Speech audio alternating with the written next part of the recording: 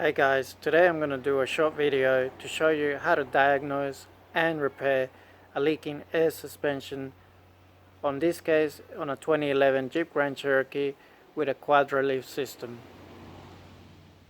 Okay, now a lot of people don't actually realize they have a problem with the quad-relief suspension. In my case, I would come back to my car and the front of the car would actually look like it's lower than it's supposed to be. I mean, as you can see, at this time it's actually on the lowest setting, which is the park height. At the moment it looks normal, so that's really what it should look like, but sometimes that upper guard will be pretty much touching that wheel. Okay, now the easiest way to diagnose this one, as you can see, this is the air hose here, so it's basically what's pushing the air into the suspension system. Now if you go ahead and just move this, just wiggle it, you hear that?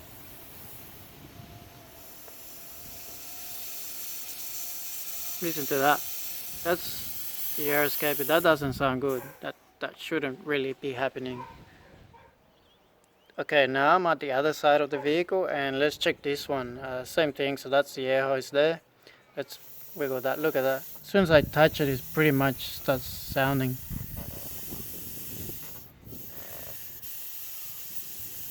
Yeah, so you can see if yours is doing that, then you definitely have the problem, and this will be the way to fix it. Okay, so as you can see, as the air is escaping, that pretty much has bottomed out the suspension. Now look at it. That guard is pretty much touching that wheel. You can't put a finger under there. It's pretty much touching it now. Okay guys, so the parts you actually need to get this problem fixed is, you see these little things here? That's pretty much where what you were seeing before. That's where the hose goes in. So all we gotta do is change these ones and we should be right. So in order to get them, I ordered them from these guys here. So now I actually ordered them through the eBay store. It worked out a lot cheaper for me. Usually, I mean, I'm in Australia, and to me it worked out to be about 90 Australian dollars to order these two. Plus to ship them, I actually used a service called Shopmate, which is from Australia Post, and it charged me about an extra $40 to ship them to Australia. I got them within 2 weeks. So for about $130, you got the problem fixed. Okay, so the only tools we need to get the job done is pretty much a 12mm spanner and 2 small flathead screwdrivers, and obviously the parts. Okay, so to take this one off, first thing you're going to do is turn it to its side so you can get one of the screwdrivers underneath it. So you want to get it right under there to lift the tab up. Okay, so we'll see that. And while you're getting that one underneath it, you're pretty much going to get the other one on the top one here and lift it up at the same time. So I'm just going to do that for you now. So first put one at the bottom, then the other one at the top, and then you can see it's just come off pretty easy like that. Okay, so I'm just doing the other side now. So again, I'm going to be putting this one underneath it like that, and then get the other one on top of it. So just make sure you get it right underneath it.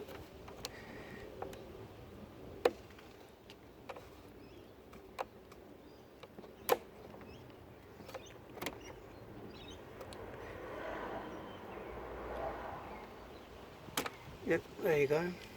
So as you can see, that's come off as well. Okay, so now that we've undone this clip, all we got to do is just pull this hose out. As you can see, it just comes out nice and easy. Now in this case, you probably notice there's no air it's coming out of there. That's probably because it's already all the way out. As you can see, the tires are pretty much touching the guard, so there's no air left in there. Now in your case, when you go and do this, you might find out that the air starts coming out of there at a fast rate, but that's fine. I mean, just wait till it all finishes emptying out. Now you probably know that these systems are filled with nitrogen and not air. And probably like me at first, when I was about to do this, I thought, oh, where am I going to go and take it to get some nitrogen refilled? Now, you don't have to do that. This system pretty much compensates itself. So basically what that means is if the system loses nitrogen, it automatically fills itself up with air. So in this case, if I've had this leak for who knows how long, there's probably no nitrogen left in it anyway. It's probably every time it's been filling itself up, it's been filling up with air. So by this time, there's probably no nitrogen left in there. If I wanted to, I could probably do the proper way and go and get nitrogen refilled into it. But there's really no need to do that, so you don't have to really worry about it. Might be beneficial if you live in a really cold environment where where it snows and you might have issues with freezing. But apart from that, I mean, you'll be fine without it, so you don't have to worry about that, okay? Okay, so the next step will be to get your 12mm spanner. Just put it on here. And yeah, just turn, and yeah, comes out easy as that. You could probably turn it with your fingers, I guess. Yeah, so you can see it's just coming out pretty easily. There you go, and there's your part right there. So there's the problem. Now these things probably have an O-ring inside there somewhere. It's probably one of the things that fails and just lets the air out. So what we're going to do now is just going to put the new one back in there and put it all back together. Okay, so now I got the new part here. I'm just going to pretty much do the same thing, screw it back on. Let's get it to about there. Then just grab your spanner and just tighten that one.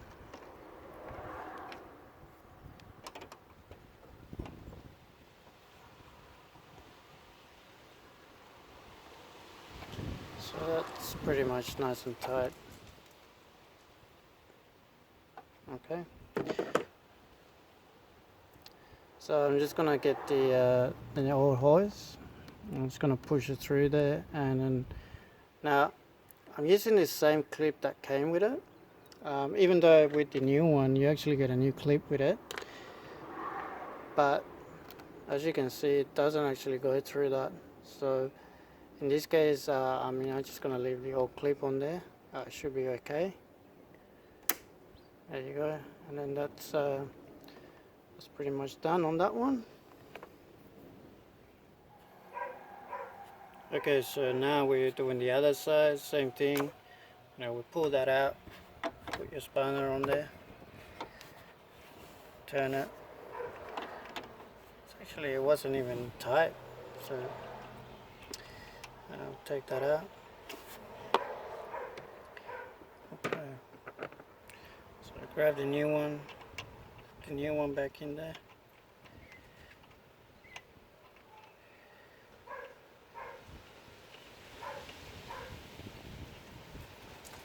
Just untighten it for now.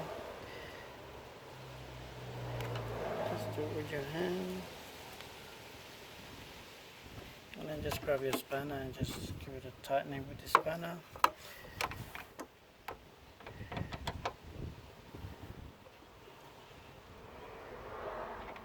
Okay, so that seems to be pretty tight. Again, and just go and put the hose back in there. Actually goes in a bit harder to put back in, so the O-ring must be a lot better on this one. And then clips back on, and there you go. That's pretty much all the installation is. That's actually very easy to do. I recommend that everyone check their cars, and if you're getting any sort of escape of air, any sounds on there, I recommend you replace them, as the easiest thing to do. And I could just imagine if you had to take this to the dealership and told them there was a leak on your suspension, imagine how much they will charge you. They probably won't even know what to do. I'll probably tell you you have to change all the air struts, they have to spend a whole day diagnosing it, so forth and so. You know what they're like. So best thing to do is just follow my video, take 10 minutes out, get them changed, and off you go. So now we're just going to test them just to make sure they actually work. Okay, so I'm just turning the car on now. As you can see, system's already racing itself up and it's taking itself back up to park mode. Okay, so now that the job is done and you just want to test it if there's any leaks, I recommend just grabbing some Windex and just spraying it on there just to see if anything's leaking, and then just move it around. If you remember last time we did this, it was just pissing out with air every time we just move it. Now you move it everywhere and you can't hear anything. There's no bubbles coming out. I mean, looks pretty good. So we'll see how it performs in the coming days, but I mean, it looks excellent to me. Now we're just at the other side now, just testing this one as well. I already sprayed it with Windex. Doesn't look like there's any bubbles on there. I'm moving it around. Can't hear any sounds like before. Man, it looks like it's fixed. To me, it just looks 100% on that one. Hope this video helps someone out there. Hope you guys, now that you've seen this, urge everyone to just go and wiggle the hose and check just to see if you hear any noises. If you do, you now know that, well, if you're in Australia, it's about $130 to fix it, and I recommend doing it. Basically takes a lot of the strain off from the compressor. You know, if you had to replace a compressor, it would be quite a costly job, so you don't really want to do that. Okay, so I hope you like that, guys, and yeah, I'll be posting up a couple of other videos and showing you how to fix a few more things on the car as I go doing them. Okay.